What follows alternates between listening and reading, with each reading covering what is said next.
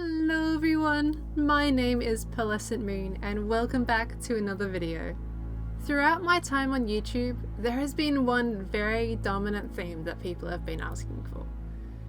Dragons. Today I would like to build 10 different dragon sculptures that you guys can use in your worlds or learn from as you wish. Now I will be including a download link in the description below if you would like to see this world for yourselves and maybe even make one to add to the collection. Let's waste no more time and get straight into the results. For dragon number 1, I decided to start with the basic sitting dragon. This process involved me starting with a small cube and then adding relevant blocks to the sides to give it shape for its legs, tail and head. The wings acted like small branches out of its back, and I gave the build contrast by adding wood planks to the wing webbing and chest area. This green colour palette and detailing is carried across all of the 10 statues, as if I was portraying a character in different situations. Moving to the posing dragon, I wanted him to look like he was proud of himself and of noble character. I started this build by placing blocks roughly down in the shape of the backbone that I wanted, and then refined through kneader polish. Building in a diagonal format allows for more free range in angles he can be viewed in. I added volume to the body to bulk him out and attach the following limbs, head and wings. Campfires were able to add a cool smoke effect coming from the dragon's nostrils.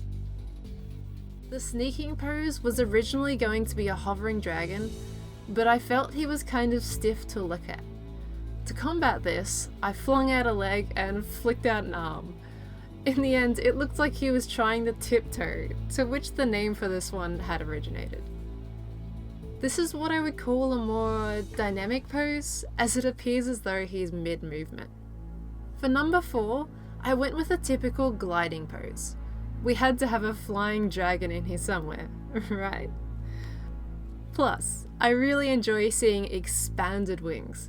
It makes the animal appear so much more majestic. Speaking of wings, when creating the webbing, I found it important to note that they capture winds like a net for the dragon to hover and fly.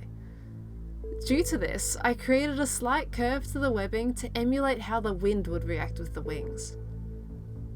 Again, in order to avoid a stiff posture, I curved the tail slightly as if it was a follow through from the dragon making some sort of slight turn. So maybe we should call this one Sir Prancelot? This little dragon's position can even look like he's climbing a wall or jumping to get something. It's really up to your imagination. What do you guys think he's doing? I'm curious, let me know. A statue doesn't always have to appear as if it were carved from stone and weighs a ton. I find adding posture and extra posing to it can give a sense of character. For example, I would almost say this one's a bit of an extrovert that likes to goof around. Dragon number 6 is all about the typical sleeping pose. Despite being such a commonly built position, it was quite tough to get each leg defined at such a small scale. One of the biggest challenges I faced with each dragon was indeed the size. I wanted to restrict myself more compared to my usual build style. You can fit so much more detail into a larger build compared to a smaller one. More space equals more cubes to define the shape more, to where you can even build each individual tooth. However, you can also find detail in small builds simply by using blocks in a unique way. For example, I like to use dragon heads pointed inwards to represent toes with nails and end rods as dragon fangs. The playful pose was a characteristic one to make. He's lying on his back, acting a bit like a turtle that can't get up. His wings and horns are flat against the ground and he almost looks smug at his comedic attempts with a slightly angled head. Again, I chose to position his legs at different angles to make it look like he was mid-motion. This little one was branching out with his opportunities. Alright, okay, I'm sorry guys, I'm sorry. The original idea I had for this one was to make the dragon look as if he was hanging onto the branch. Whether he was climbing or preventing himself from falling is up to you guys to decide. Head had to look like it was resting on the branch, which his arms draped over and legs drooped below. In some angles, it kind of looks like the branch was going through his head, so it wasn't as effective as I would have liked it, but it was a fun one to make. Now, unfortunately, this one's a dragon, not a lion cub. Sorry, Simba fans. Anyway, this one is of course made to look like a prowling dragon that is about to leap onto its prey. While building this little cutie, I imagined him as more of a young fledgling that was still growing up and learning the ways of life, so designed him in many playful poses. It was a bit more static than I'd like, but that shows the difference between changing up the leg positions and just flipping one side to the other. At least in some way, the tail is built so it creates some form of dynamic angle to the position. It's not straight, but rather curved as if it were mid-flick. The last little dragon whelp is a newborn hatching out of its egg. I started out by making a bit of a squashed spherical shape and added more of a tip to it to resemble that recognized form that we all know. After that, I just poked some holes in my freshly completed egg to make room for the head, arms, and feet. Seeing as you don't typically see the whole body anyway from a viewer perspective, I placed black concrete just inside the holes of the egg as if it were too dark to see inside. This allowed me to save time by not requiring to make the full dragon. And that is all 10 of my dragon designs complete. I have created a few different color palettes and applied them to the dragon so you can see some variations in block choice as well. For now, sit back and relax as we do a little recap cinematic of all of our little goofballs.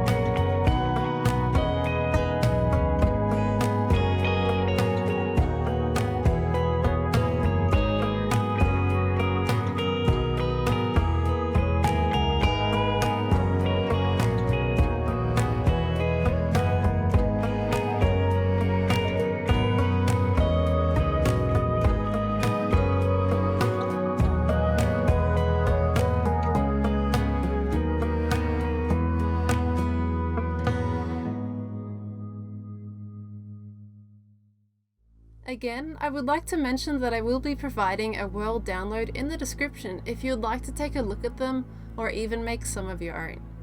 If you do make any, I would love to see them either via my Twitter, Discord or email, and also showcase them in my next Minecraft video. Speaking of showcases, thank you to everyone who had created and shown me their own transformation of my first Minecraft house. I loved seeing all the creativity and different inspiration points of each one. It was so interesting to see the different styles adapted and how you approach the build in such unique ways. Anyway, if you have any feedback, please let me know in the comments below, as I am always trying new things. And hey, we also used the replay mod for the first time in this video. How did I do? Let me know your thoughts. As always, thank you guys so much for watching, and I'll see you in the next one. Bye guys! Bye!